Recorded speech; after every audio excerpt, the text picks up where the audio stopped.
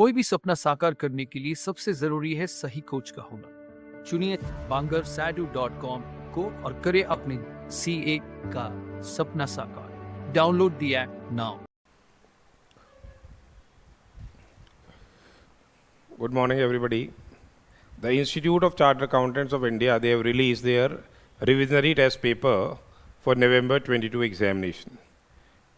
Now, we'll be discussing, the multiple choice questions relating to the income tax portion and the GST portion, which has been asked in this revisionary test paper. So as you are aware that the Finance Act 21 amendments, they are made applicable for assessment year 22-23. Besides this, all the circulars, notifications and other amendments which are being notified up to 30th of April 22. The same will be applicable for November 22 examinations.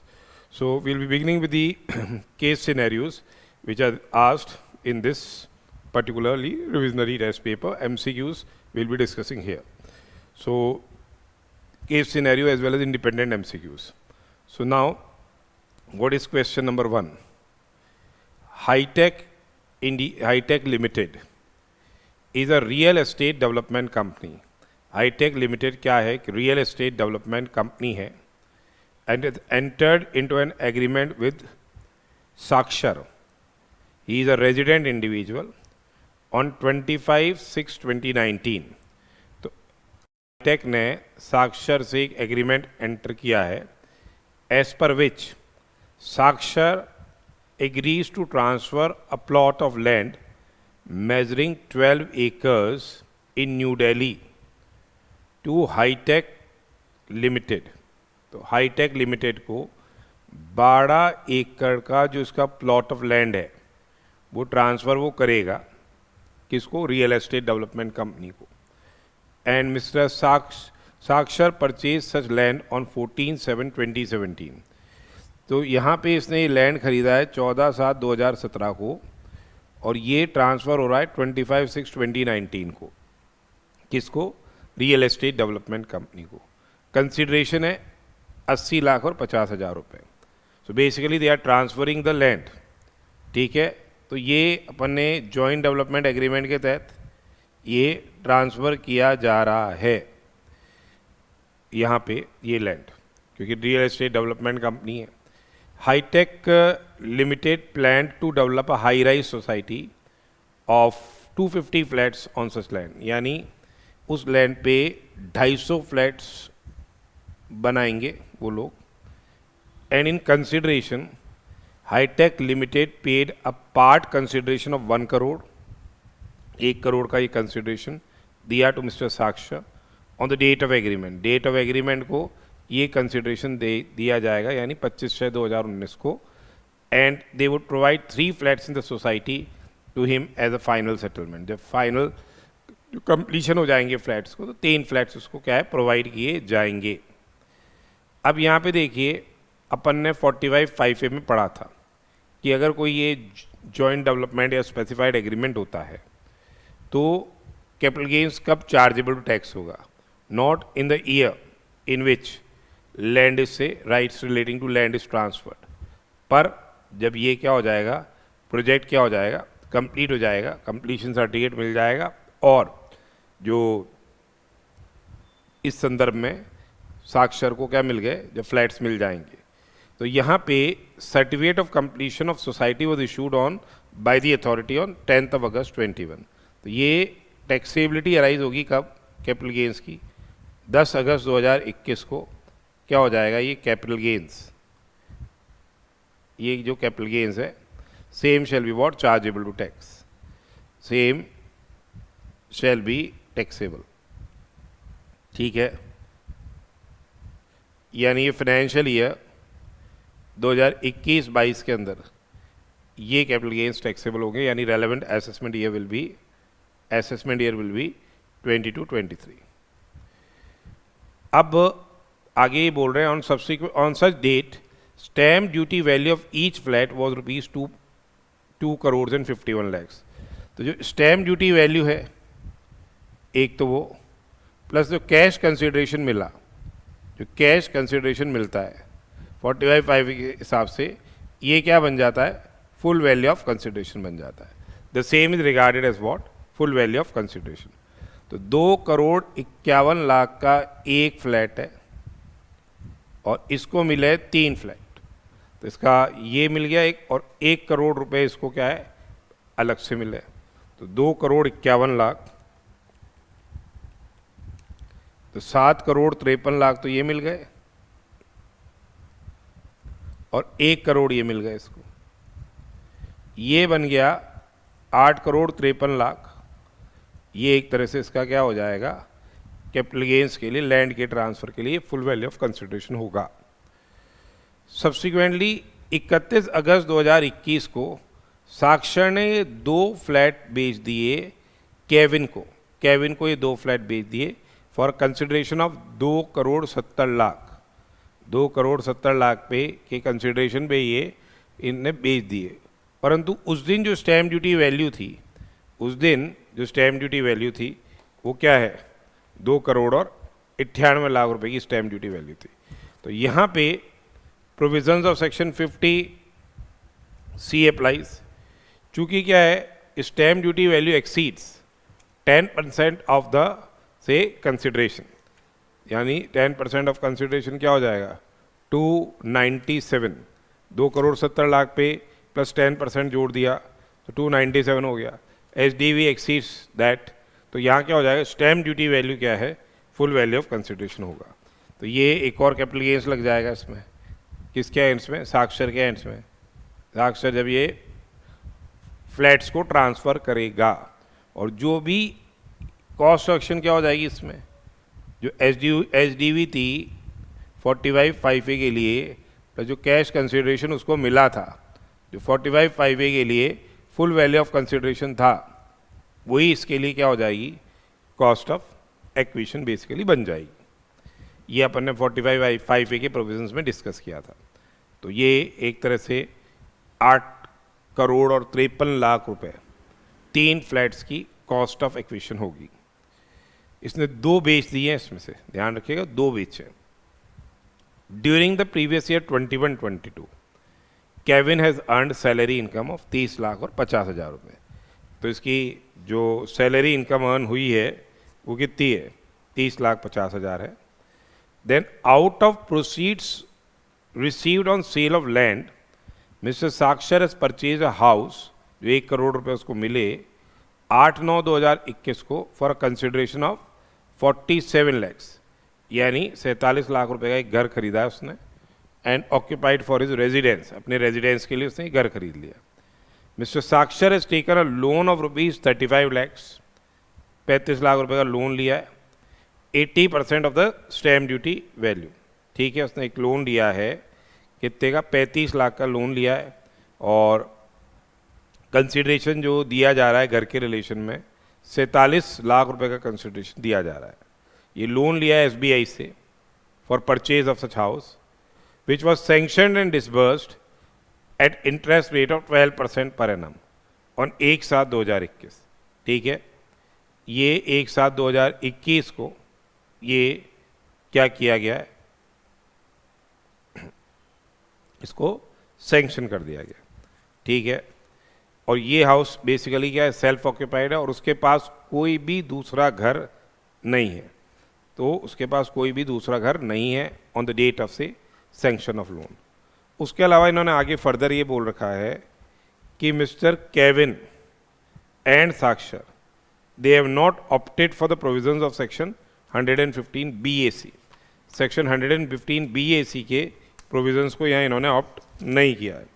तो अब अपने पास क्या है, देखिए अपन ने एक discussion किया था कि अगर इसने हाउस प्रॉपर्टी खरीदी है और यही house property the only house, और यहाँ जो लोन सैंक्शन हो रहा है 1/4/2019 से 31/3/2022 के बीच में लोन सैंक्शन किया जा रहा है by the financial institution, SBI banking company है, तो उसके द्वारा ये लोन सैंक्शन किया जा रहा है।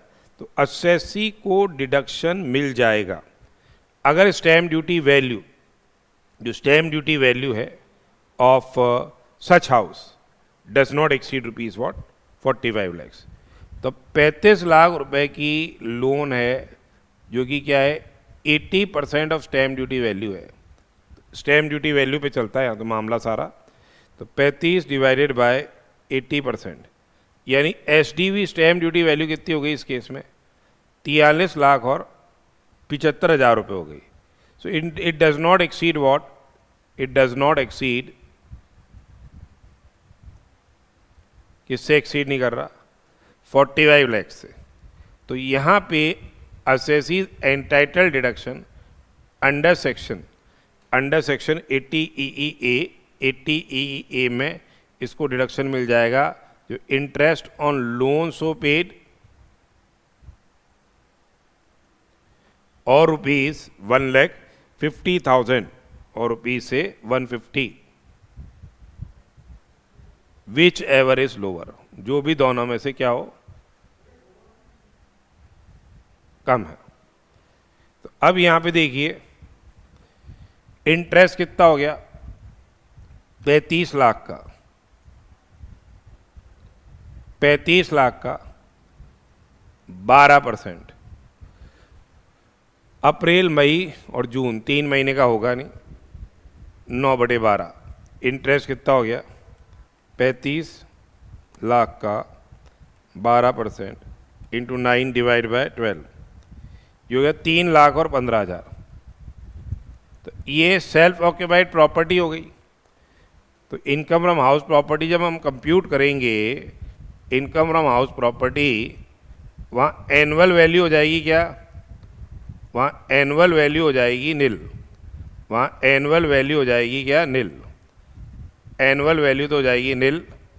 और एक डिडक्शन मिल जाएगा इंटरेस्ट ऑन बोरोड कैपिटल का, इंटरेस्ट ऑन बोरोड कैपिटल का डिडक्शन मिल जाएगा। कितना डिडक्शन मिल गया 2 लाख रुपए का। तो एक तो ये मिल जाएगा आपको 2 लाख का, ये मिल जाएगा।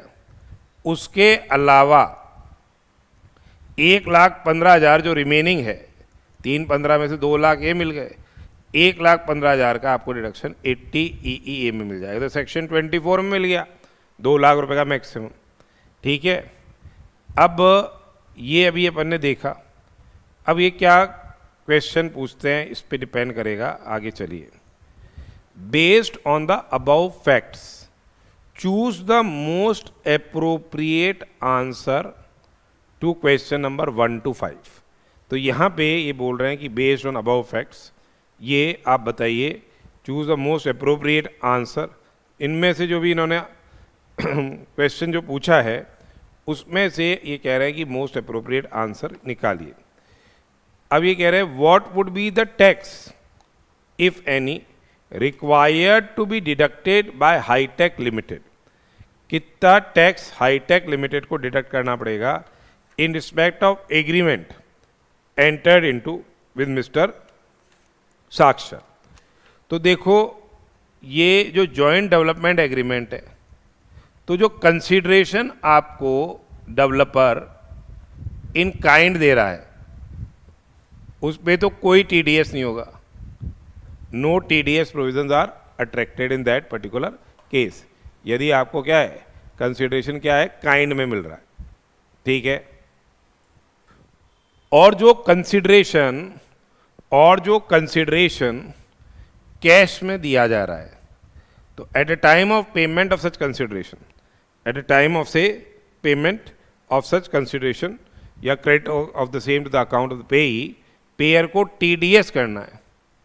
टीडीएस करना पड़ेगा अंडर सेक्शन 194 IC। 194 IC के अंदर स्पेसिफाइड एग्रीमेंट कवर्ड है, 45(5)A का जॉइंट डेवलपमेंट एग्रीमेंट कवर्ड है। और रेट ऑफ टीडीएस क्या है 10% रहेगी कैश कंसीडरेशन 10%, और पैन नहीं देते हैं तो 20% हो जाती है।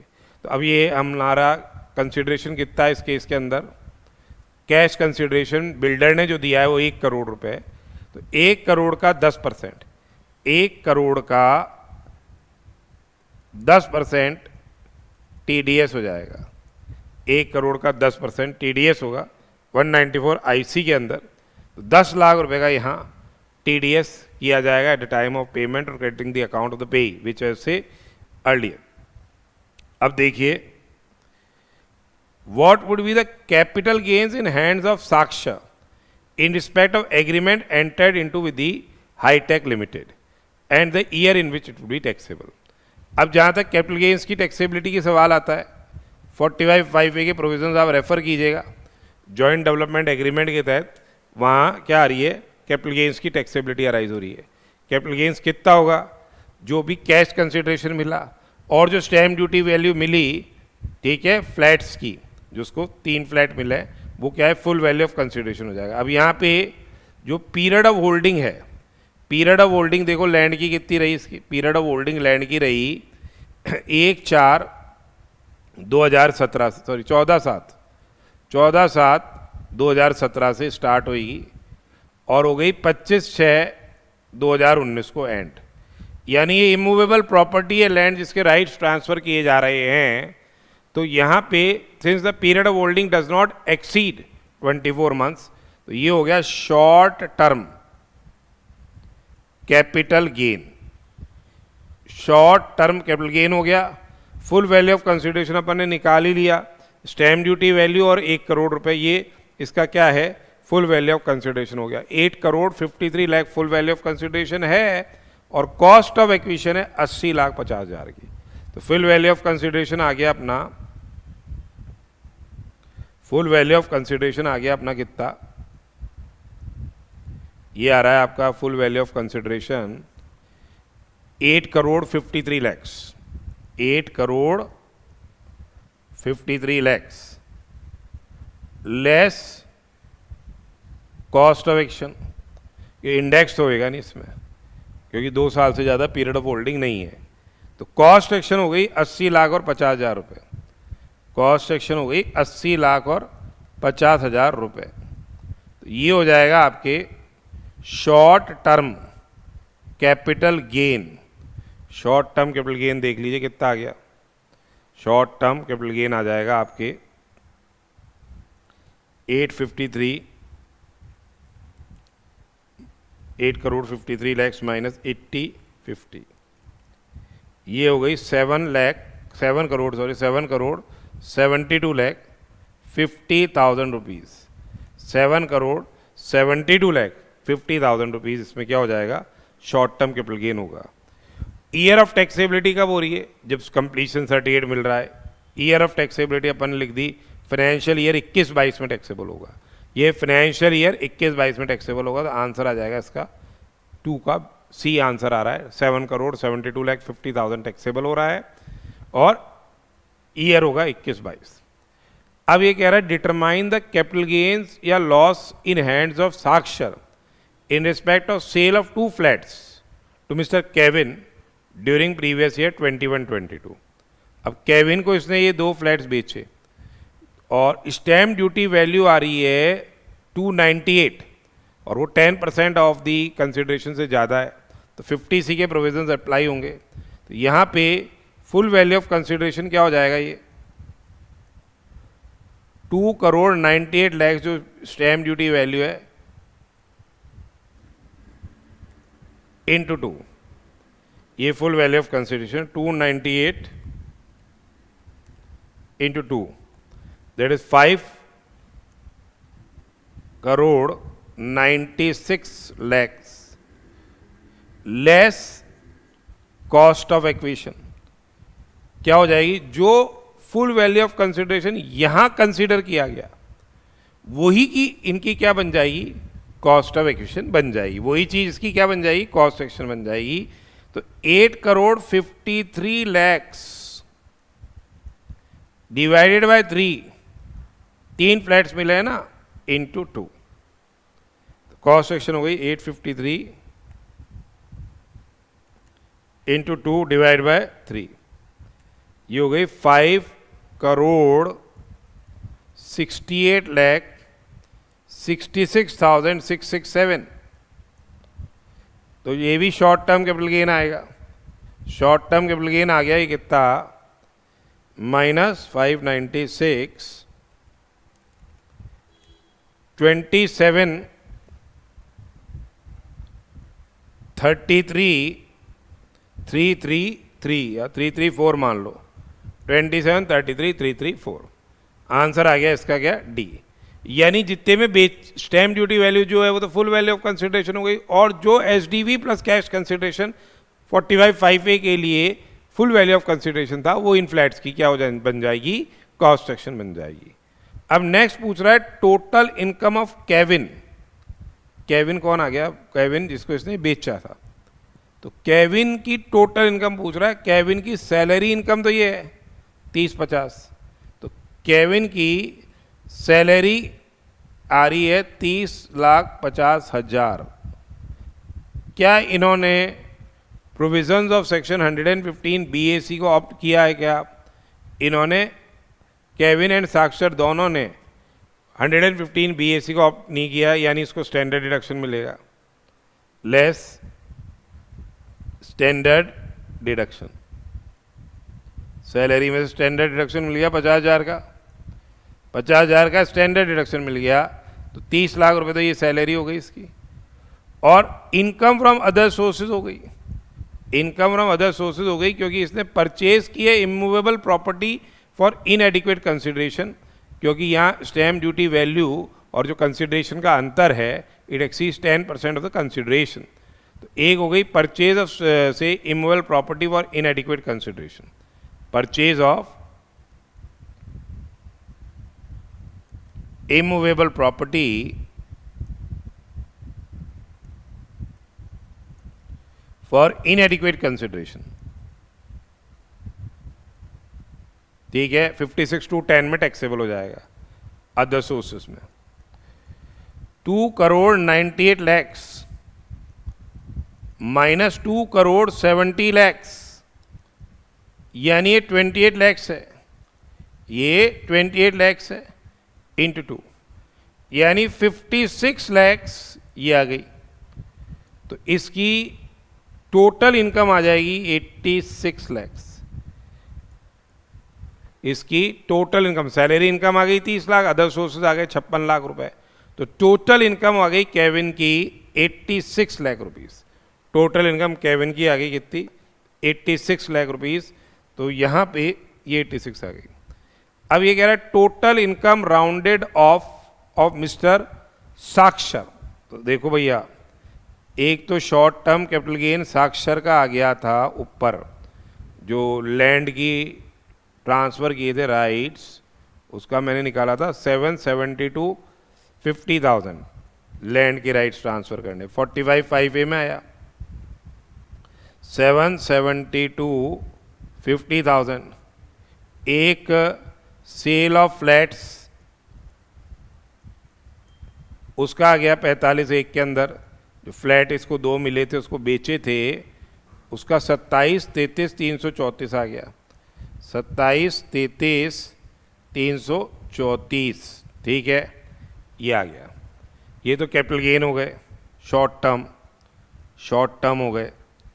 एक हो गया इनकम फ्रॉम हाउस प्रॉपर्टी, उसकी एनुअल वैल्यू हो गई नील। एक घर की जो सेल्फ ऑक्यूपाइड है, ये वाला क्वेश्चन किया था ना अपन ने, ये सेल्फ ऑक्यूपाइड है, 2 लाख रुपए इसका इंटरेस्ट ऑन बोरोड कैपिटल का डिडक्शन मिल जाएगा। तो एनुअल वैल्यू तो हो गई नील, और एक डिडक्शन मिल गया इंटरेस्ट ऑन बोरोड कैपिटल का। तो ये income from self occupied property हो जाएगी इसकी 2 लाख रुपए की नेगेटिव।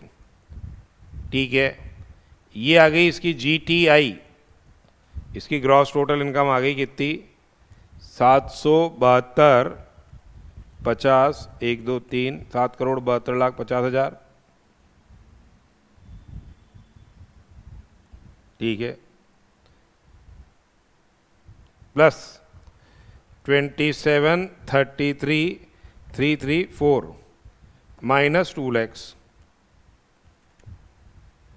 ये आ गई इसकी GTI 7,97,83,334 less deduction under section 80EEA। अब बचे हुआ इंटरेस्ट का डिडक्शन मिल रहा है। रीपेमेंट किया है कोई इसने हाउसिंग लोन का, इसके बारे में तो कुछ दिया नहीं है, तो इंटरेस्ट का डिडक्शन मिल जाएगा। ये मिल गया आपको इंटरेस्ट का 1,15,000 का 80 में अपन ने लिखा था, ठीक है। 2 लाख का तो उधर मिल गया, 3,15 टोटल आ रहा था, 1,15 ये मिल जाएगा। अगर हाउसिंग लोन रीपे होता तो 80C के अंदर भी मिल सकता था, तो माइनस हो गया 115, ये आ गया 7 करोड़ 68,333, इसको राउंड ऑफ कर दिया तो 334 आ रहा था, 330 कर दिया राउंड ऑफ करके, ये 330 आ गया, ठीक है।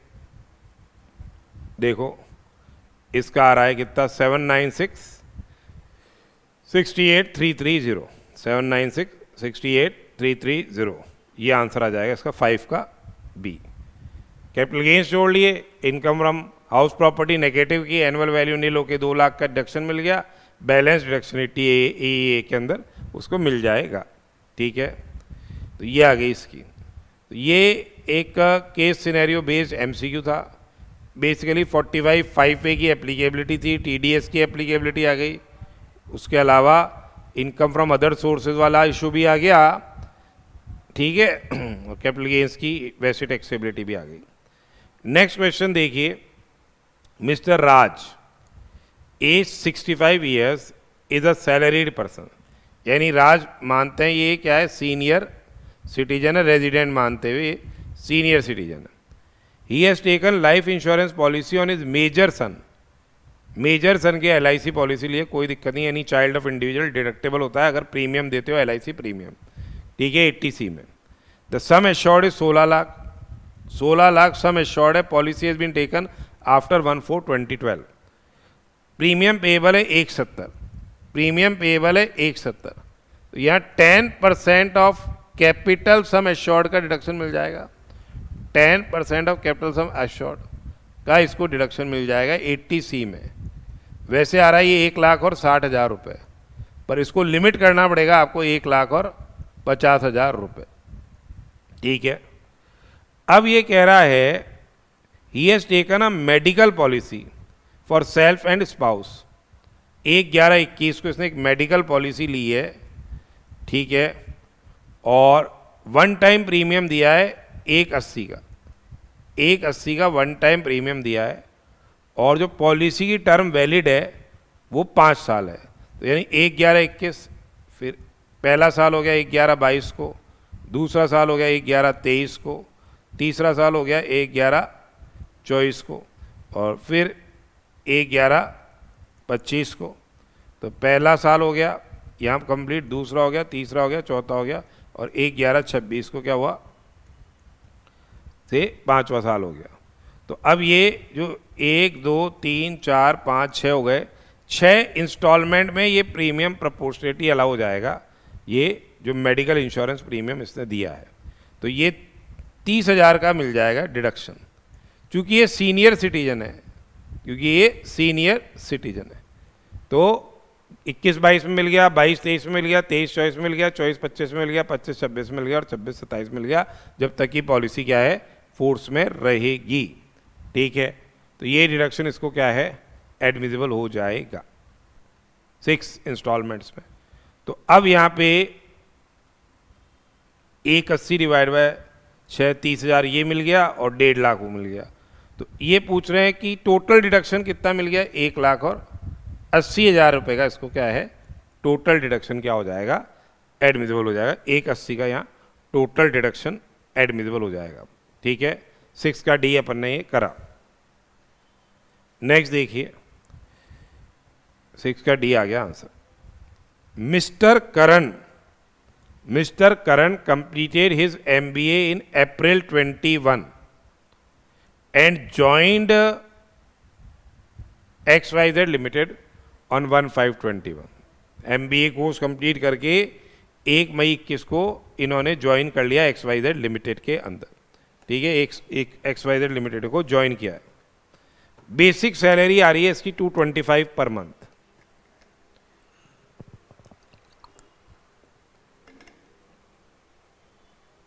बेसिक आ रही है 2,25,000 पर मंथ। जो बेसिक सैलरी आ रही है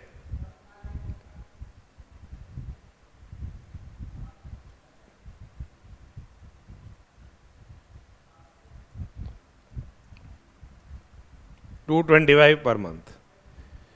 तो ये कितने महीने की हो गई? 11 महीने की हो गई जो टैक्सेबल होगी।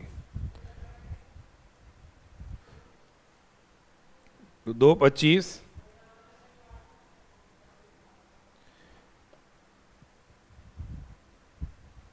24,75,000 इसकी क्या है? सैलरी है। और ये कह रहा है DA he has paid 12% of basic and DA forming part of retirement benefits.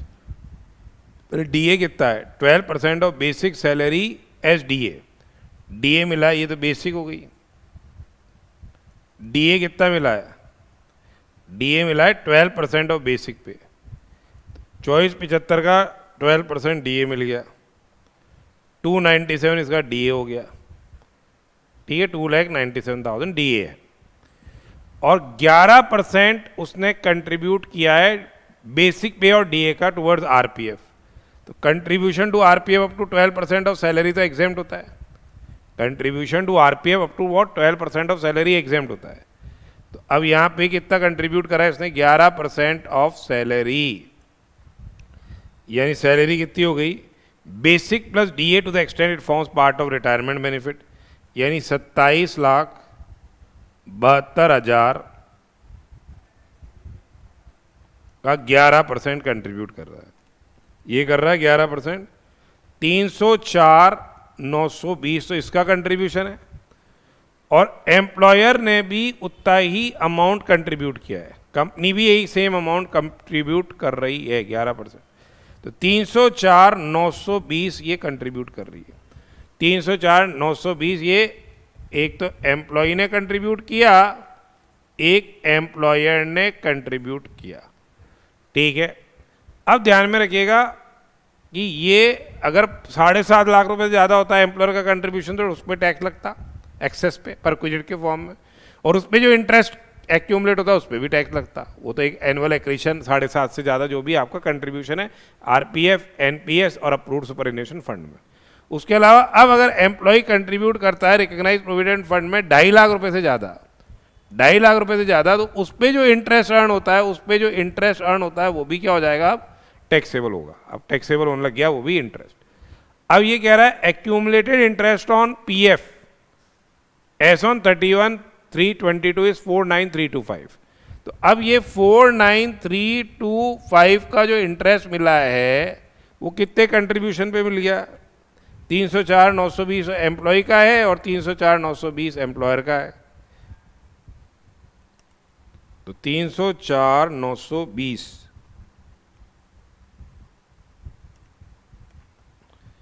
304,920 plus 304,920 यानी कंट्रीब्यूशन कितना है जिसपे ये इंटरेस्ट मिल रहा है? 609,840 ये कंट्रीब्यूशन है जिसपे इंटरेस्ट मिल रहा है। इसमें 2.5 लाख से ज़्यादा जो एम्प्लॉय का कंट्रीब्यूशन है उस पर जो इंटरेस्ट है वो टैक्सेबल हो जाएगा अलग से। तो एम्प्लॉय का कंट्रीब्यूशन 2.5 लाख से ज़्यादा कितना हो गया?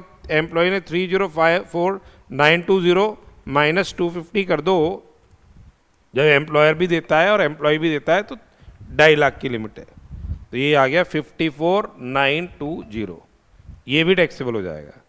तो 49,325 डिवाइडेड बाय 609,840 इनटू, ये आ गई रेट इसकी मोटा मोटी 8.088 आ रही है, इंटू 54,920, तो ये आ गया 4,442 रुपये ये ब्याज, ये और टैक्सेबल हो जाएगा। इंटरेस्ट जो कि एम्प्लॉय का कंट्रीब्यूशन है 2.5 लाख से ज़्यादा, उस पर जो इंटरेस्ट मिलेगा वो टैक्सेबल है।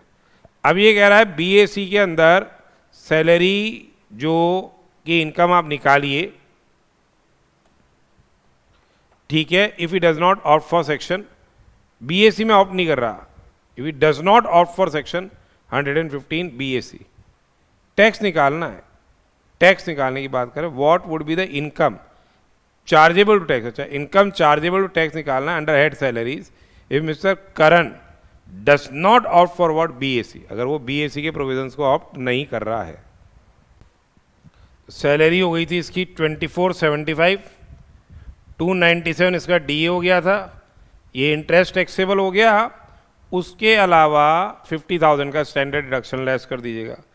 तो ये हो गया 2475 प्लस 297, ठीक है, प्लस 4442 माइनस 50,000 का स्टैंडर्ड डिडक्शन। ये आंसर आ जाएगा आपका ए 27,26,442। इसलिए ये जोड़ लो, ये जोड़ लो, ये जोड़ लो और 50,000 का क्या है स्टैंडर्ड डिडक्शन लेस कर दो। फिर नेक्स्ट क्वेश्चन देखिए, 8वां क्वेश्चन। काजल क्या है, जनरल मैनेजर है of gold limited, was paid salary of 4.5 lakh per month. 4.5 lakh रुपए पर मंथ की इसको सैलरी दी है भैया, यानी 54 हो गया, 12 5 60, 12 4 48, 54 लैक्स हो रही है सैलरी, ठीक है। The above salary includes non monetary perquisite of 50,000 per month. तो 6 लाख रुपए क्या हो गए, नॉन मॉनेटरी परक्विजिट हो गए, और बाकी रह गए कितने, 48 लाख रुपए। अब यहाँ पे कह रहा है as per the terms of employment tax on NMP bond by Gold Limited. तो Gold Limited tax on NNP bear कर रहा है, तो 1010 सीसी में एम्प्लॉय के एंड में वो टैक्स क्या हो जाता है, एम्प्लॉय के एंड में वो टैक्स एग्जेम्प्ट हो जाता है 1010 सीसी में, और एम्प्लॉय को उसका क्या मिल जाता है, एम्प्लॉय को उसका जो टैक्स एम्प्लॉयर पे करता है उसका क्रेडिट भी मिल जाता है। और एम्प्लॉयर को क्या पीजीबीपी में डिडक्शन मिलता है क्या, बोला ये टैक्स जो पे किया जाता है 40 क्लॉज ए में, ये क्या है डिसअलाउड है, एम्प्लॉयर के लिए ये डिसअलाउड है। अब ये कह रहा है what would be the amount of tax to be deducted by Gold Limited from a salary of Mrs Kajal if she intimated that she would opt for provisions of section 115 BAC। तो अब इसकी पहले तो सैलरी इनकम निकाल ली, 54 लाख की salary, standard deduction मिलेगा नहीं क्योंकि इसने ऑप्ट किया है BAC को। तो अब इसका टैक्स लायबिलिटी निकालते हैं भैया हम। टैक्स लायबिलिटी 2 लाख 2.5 लाख पे तो नील हो गई, टैक्स लायबिलिटी कितनी हो गई 2.5 लाख पे नील कंसेशनल रेट पे। फिर 2.5 लाख का 5% यानी 12,500। फिर नेक्स्ट 2.5 लाख का 10% यानी 25,000। 115 BAC में तो यही चल रहा है। फिर 2.5 लाख का 15%, फिर 2.5 लाख का 15% यानी 37,500। फिर 2.5 लाख का 20% यानी 50,000। फिर 2.5 लाख का 25% यानी आपके हो गए 62,500, ठीक है। और बैलेंस 5 और 5 10 और 5 15, बैलेंस इनकम कितनी आ गई, बैलेंस इनकम आ गई इसकी 54 माइनस 15, 54 लैक्स माइनस 15 तो ऑलरेडी कवर हो चुके, तो 39 लैक्स का ये हो गया 30%। तो 39 का 30% हो गया कितना, 11,70,000। 11,70 ये जोड़ो, तो 11,70 प्लस 12,500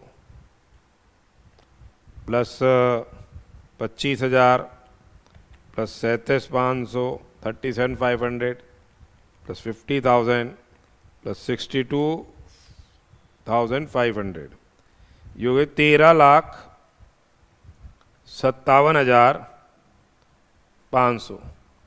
क्योंकि इसकी टोटल इनकम एक्सीड कर रही है 50 लाख से, ऐड हो जाएगा सरचार्ज एट रेट ऑफ 10%। 135,750 ये जोड़ दिया तो ये आ गया 14,93,250। ऐड HEC कर दिया, ऐड HEC कर दिया 4% से 5,9,730। तो ये टैक्स आ गया इसका 15,52,980। ये टैक्स आ रहा है 54 लैक्स पे, ये टैक्स आ रहा है आपके 54 लैक्स पे। आपको टीडीएस करना होगा जो other than non monetary perquisites है 48 लाख पे। ये 48 लाख पे टीडीएस होगा तो डिवाइड बाय 54 इंटू 48 ये हो जाएगा 138 13,80,427 138427 आ रहा है क्या? देखो भैया कोई, तो 138427 आ रहा है पहला ऑप्शन। 8 का क्या हो जाएगा? ए हो जाएगा, क्योंकि जो टीडीएस वो करेगा, टीडीएस वो किस पे करेगा? जो other than non monetary perquisites है, क्योंकि नॉन मॉनेटरी परक्विजिट्स पे तो ऑटोमेटिकली खुद ही क्या दे रहा है? टैक्स पे कर रहा है, तो उस पर तो टीडीएस की रिक्वायरमेंट ही नहीं रहेगी। अदर देन एनएमपी पे वो टीडीएस करेगा। तो ये 1380,427 इसका क्या हो जाएगा? आंसर हो जाएगा। फिर 9th क्वेश्चन तो अब एमसीक्यू बेस्ड है नहीं, तो ये तो इसके देख लीजिएगा, एक बार वेरीफाई कर लीजिएगा आंसर्स को। ये तो टैक्सेशन के हो गए। अब अपन क्या है, अपन जीएसटी के पोर्शन के एमसीक्यूज डिस्कस कर लेते हैं, जीएसटी वाले पोर्शन के। और ये सारे क्वेश्चंस जितने भी हैं जो आपके सब्जेक्टिव हैं, इनको अच्छी से करिएगा, एग्जाम के पॉइंट ऑफ व्यू से काफ़ी इंपॉर्टेंट होते हैं आरटीपी के। इससे पता चलता है कि इस लेवल का पेपर एग्जाम के में आ सकता है। ठीक है, they are very very important. अब देखिए पहला इनडायरेक्ट टैक्सेस का जो पोर्शन है, messrs Delight Brothers a partnership firm is engage in restaurant service. Delight Brothers क्या है? एक पार्टनरशिप फर्म है, it's engage in restaurant business and it has opted for composition levy under 10(1) and 10(2) of the CGST act 2017 और turnover इसका अप्रैल का 12 लाख रुपए। ठीक है, तो कंपोजिशन स्कीम में और रेस्टोरेंट सर्विस सप्लायर्स के लिए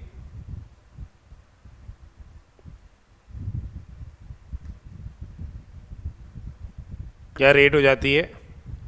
CGST is leviable at rate of 2.5% and SGST is leviable at rate of say 2.5% of the turnover in the state or union territory. ठीक है, under composition.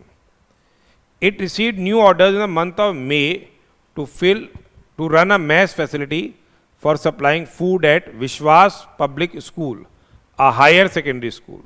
तो अगर आप केटरिंग सर्विसेज प्रोवाइड करते हो pre school education and education up to higher secondary school, catering services अगर pre school education और education up to higher secondary school क्या है वो एग्जेम्प्ट रहती है। फिर नॉलेज इंस्टीट्यूट ऑफ टेक्नोलॉजी, ये एक इंजीनियरिंग कॉलेज है अप्रूव्ड बाय से AICTE एंड UGC, तो ये हायर सेकेंडरी स्कूल के ऊपर हो गया, तो ये एग्जेम्पशन यहाँ नहीं मिलेगा। अगर हम केटरिंग सर्विसेज इनको सप्लाई करेंगे, same will be what? Taxable, same will be taxable. और एक फ्रंटलाइन हॉस्पिटल को आपने केटरिंग सर्विसेज दी है, ये भी हॉस्पिटल्स के रिलेशन में सेम विल बी टैक्सेबल। उनको आप हॉस्पिटल को दे रहे हो ये सर्विसेज, ये क्या है? टैक्सेबल रहेगी, इसके लिए एग्जेम्पशन नहीं है। It also provided catering services to a Coral limited company for their AGM विच वॉज प्रोवाइडेड ऑन 3rd of July। Catering service दे दी इन्होंने 3rd जुलाई को, ये केटरिंग सर्विस दी है 3 जुलाई को। But invoice was not issue to the firm by the firm to the company, invoice जारी नहीं की। वैसे इनवॉइस कितने दिन के अंदर जारी कर देनी चाहिए? 30 days of completion of service जारी कर देनी चाहिए। 30 days of completion of service क्या है? इनवॉइस जारी कर देनी चाहिए। ठीक है, However, payment was received on 25 July for which से 25 जुलाई को पेमेंट रिसीव हो गया और बैंक अकाउंट हो गया क्रेडिट 28 जुलाई को। और the turnover of restaurant business for the current financial year 48 lakh है। तो वैसे भी ये बेसिकली क्या आ रहा है? इनवॉइस उन्होंने जारी नहीं करी। How payment was received on 25 July for which bank account was credited on 28 July. Date of payment आ रही है इसमें कितनी? डेट ऑफ पेमेंट आ रही है 25 जुलाई payment has been credited in books or when the same has been say credited in bank account.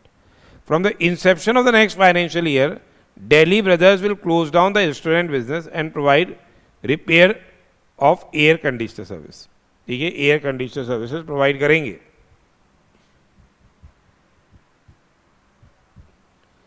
अब ये कह रहा है based on the Messrs Delight Brothers undertakes what. Delight Brothers क्या है?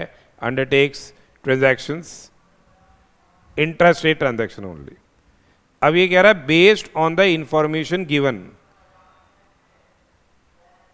Choose the most appropriate answer to the following questions. अब ये कह रहा है टैक्स लायबिलिटी निकालो डिलाइट ब्रदर्स की फॉर द मंथ ऑफ अप्रैल.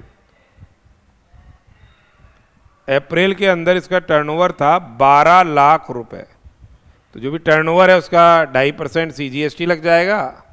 12 लाख का 2.5% CGST लग गया. ये CGST की लायबिलिटी आ जाएगी. कंपोजिशन टैक्स है ये.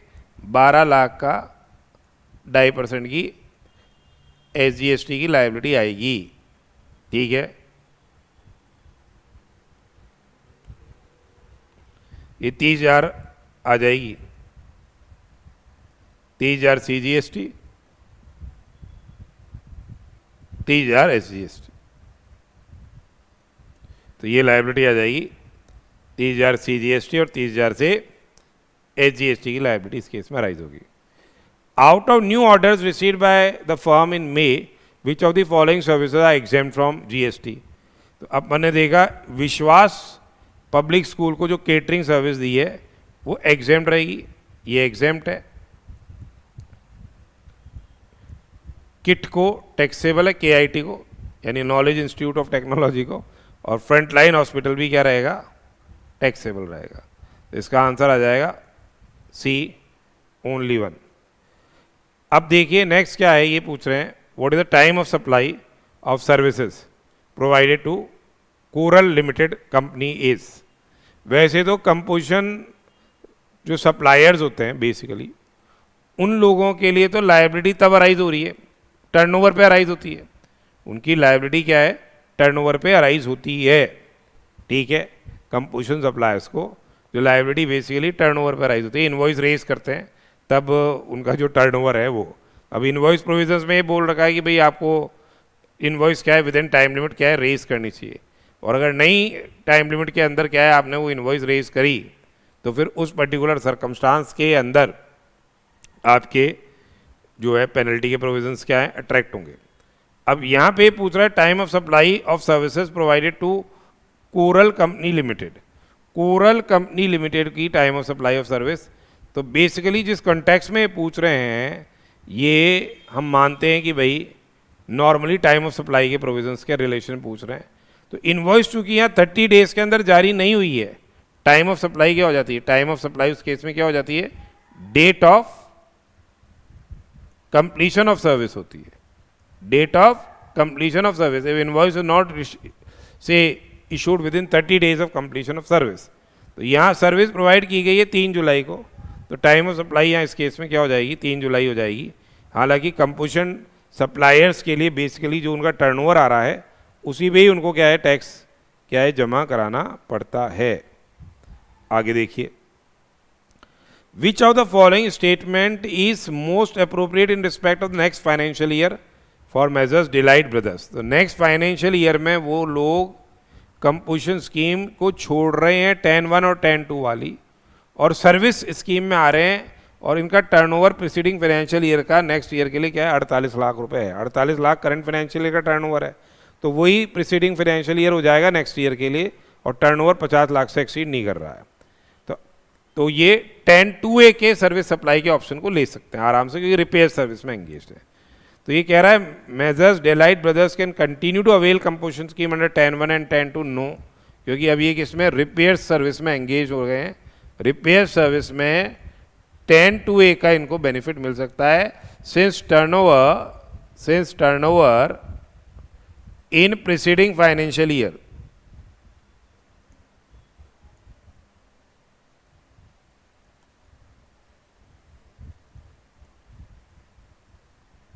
$50 लाख से एक्सीड नहीं कर रहा. दूसरा क्या है, messrs Delight Brothers is not eligible to avail composition levy scheme under 10(1) and 10(2)। ठीक है, ये कह रहा है which of the following statement is most appropriate. Eligible नहीं है 10(1) 10(2) में, ये तो सही यही है।